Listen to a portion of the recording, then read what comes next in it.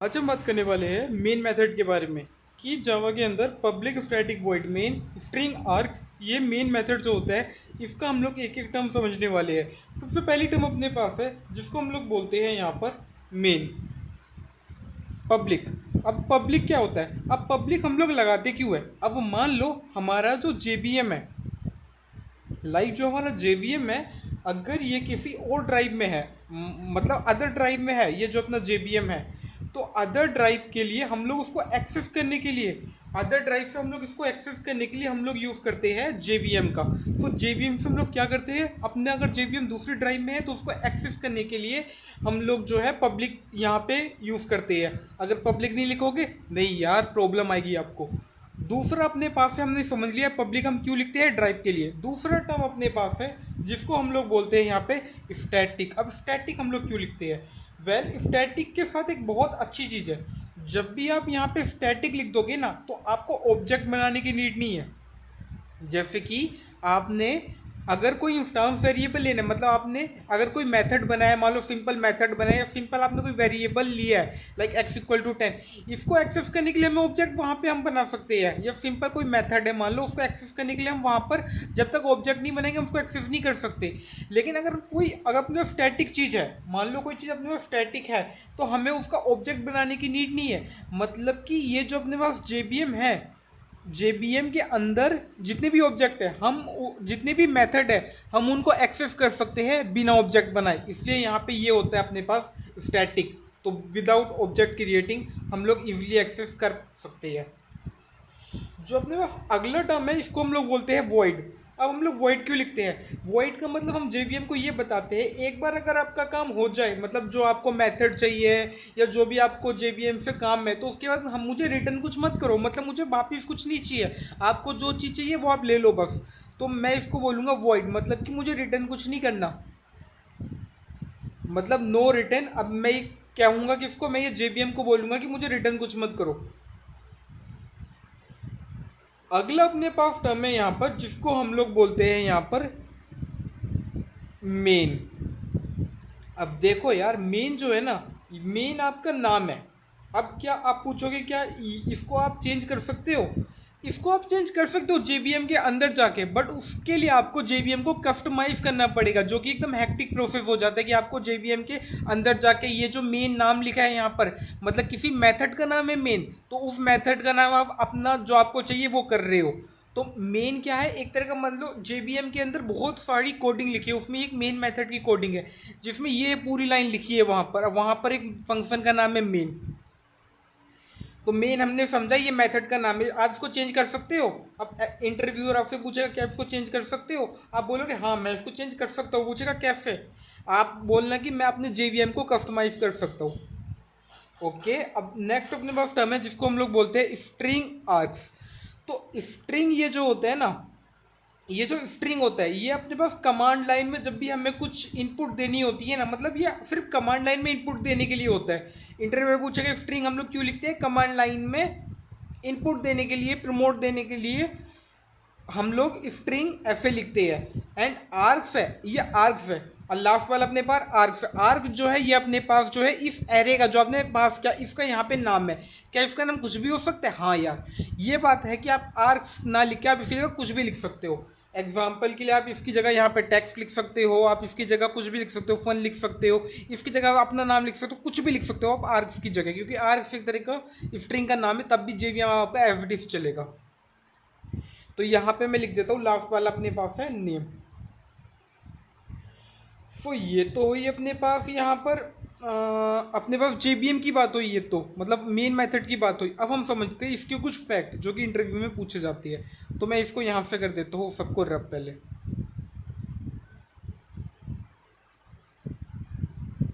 सो मैंने इसको यहाँ पर पूरा यहाँ पर रब कर दिया।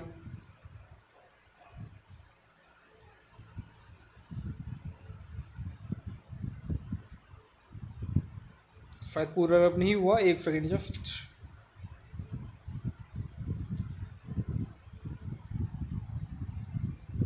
यस, नाउ इसको मैंने पूरा रब कर दिया। अब अपने पास जो क्वेश्चन है ये है कि देखो, इससे पहले हम एक आपको कोड लिख के मैं समझाना चाहूँगा। जैसे अपने पास एक क्लास है, एग्जाम्पल के लिए हमारी क्लास का नाम है क्लास पी, एंड यहाँ पर आपने एक मेन मेथड बनाया, मान लो public static void main, and यहाँ पे आपने एक मेथड बनाया, मान लो फन नाम से आपने एक मेथड बना दिया यहाँ पर।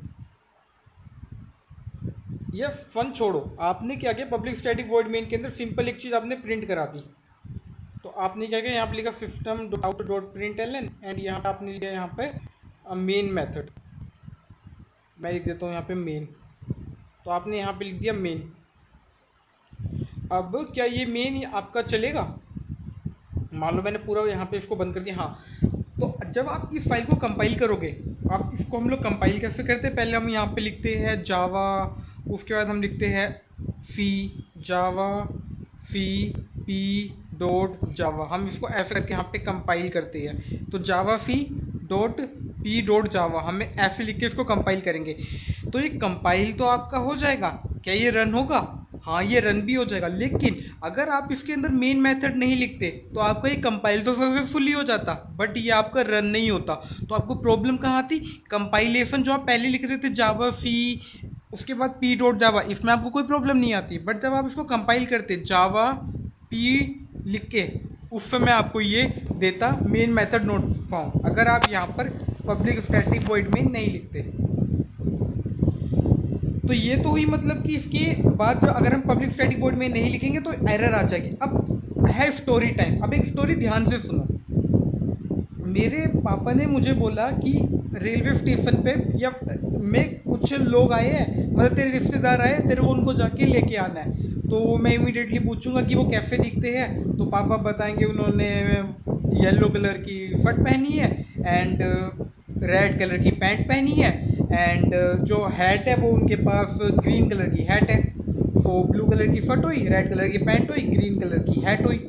तो मैं गया, बस स्टेशन गया मैं, उसके बाद स्टेशन पे ढूंढने लगा कौन कौन है। तो मेरे को एक आदमी दिखा जिसने जैसा कपड़ा बताया था वो वैसे ही पहन रखा था। उसने ब्लू कलर की, मतलब वहाँ पर शर्ट पहन रखी थी, और जो पैंट है वो उसने रेड कलर की पहन रखी थी। बट जो हैट थी उसके पास वो ग्रीन कलर की तो थी, बट उसने पहन नहीं रखी थी, वो उसके हाथ में थी। मैंने पापा को एकदम से फ़ोन मिला है कि पापा पापा ऐसी बात है, वो इंसान तो मेरे को मिल गया, बट उसने हैट पहन नहीं रखी थी जैसा आपने बताया था कि उसने हैट पहन रखी होगी। उसने तो हैट अपने हाथ में पकड़ रखी है। तो पापा बोलेंगे हाँ हाँ बिल्कुल यही इंसान, इसको घर ले आओ।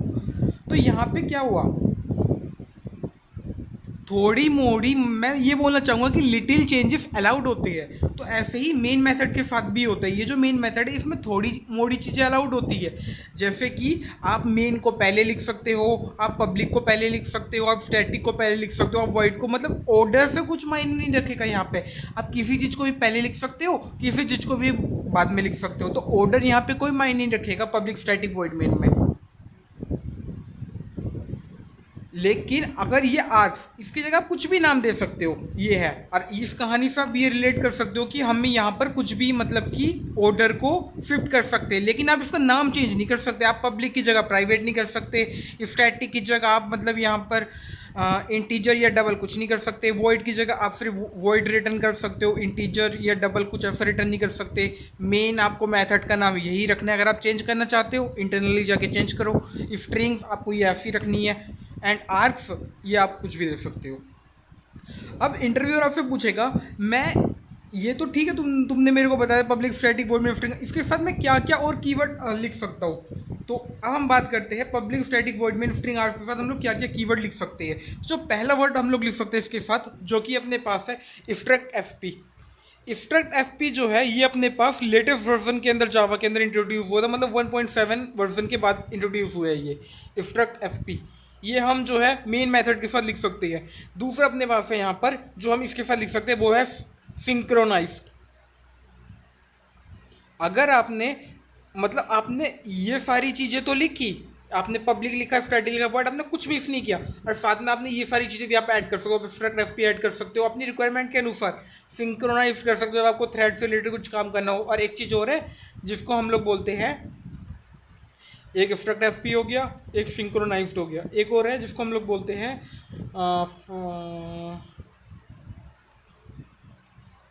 फाइनलाइज या फाइनल।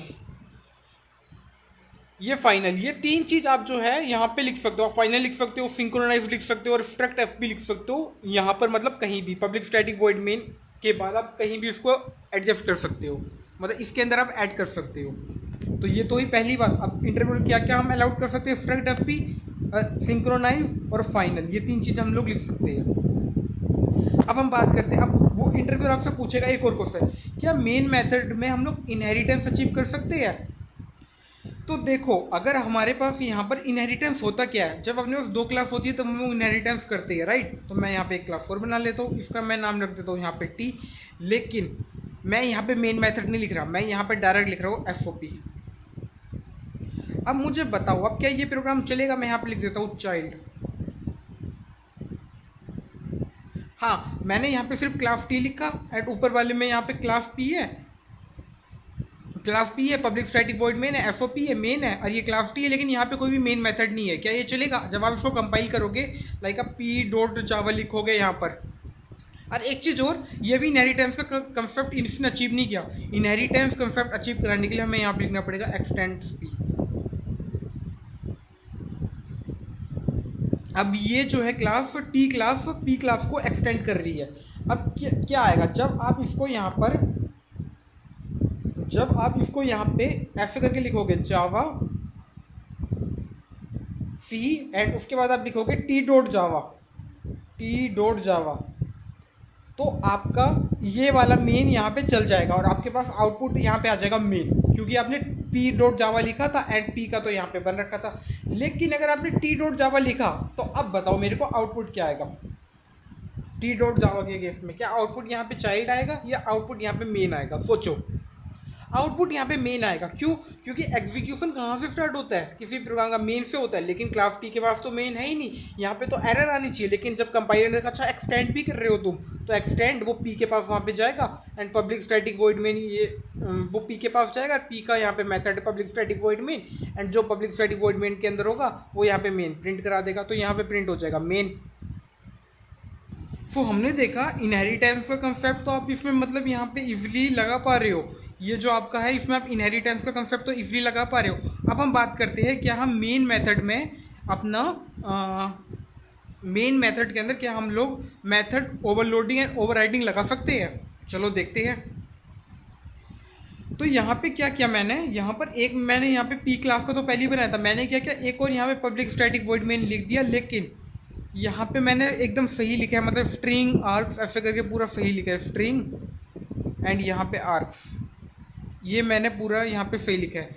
और एक चीज़ और, ये जो आपका स्ट्रिंग था यहाँ पर, अब जरूरी नहीं है ये जो आपने एरे बनाया इसको आप यहाँ पे बाद में भी लिख सकते हो। तो ये बिल्कुल वही नियम है, जब आप एरे बनाते हो तो आप उसको डिफरेंट टाइप में यहाँ पे इनिशियलाइज कर सकते हो। मान लो ये एरे है एंड यहाँ पे ये उसका नाम है, तो कैसे इनिशियलाइज कर सकते हो आप? एरे को बाद में लिख सकते हो आप, मतलब यहाँ पर जितने भी एरे के रूल है ना, आप पूरे रूल यहाँ पे लगा सकते हो। तो अब हम बात कर रहे थे यहाँ पे ओवरराइडिंग की। तो ओवरराइडिंग का रूल क्या है? पहला रूल ओवरराइडिंग का ये है कि सेम ही क्लास के अंदर होगा। तो क्लास पी, हाँ बिल्कुल सेम क्लास से, तो बिल्कुल हम लगा सकते हैं। तो मेथड का नाम सेम होगा, बिल्कुल मेथड का नाम डिक्टो सेम है, लेकिन इसकी रिटर्न टाइप अलग होगी। तो मैं यहाँ पे कर देता हूँ पैरेंथेसिस के अंदर, यहाँ पे इंट, मैं इंट कर देता हूँ एंड यहाँ पे आर्क्स।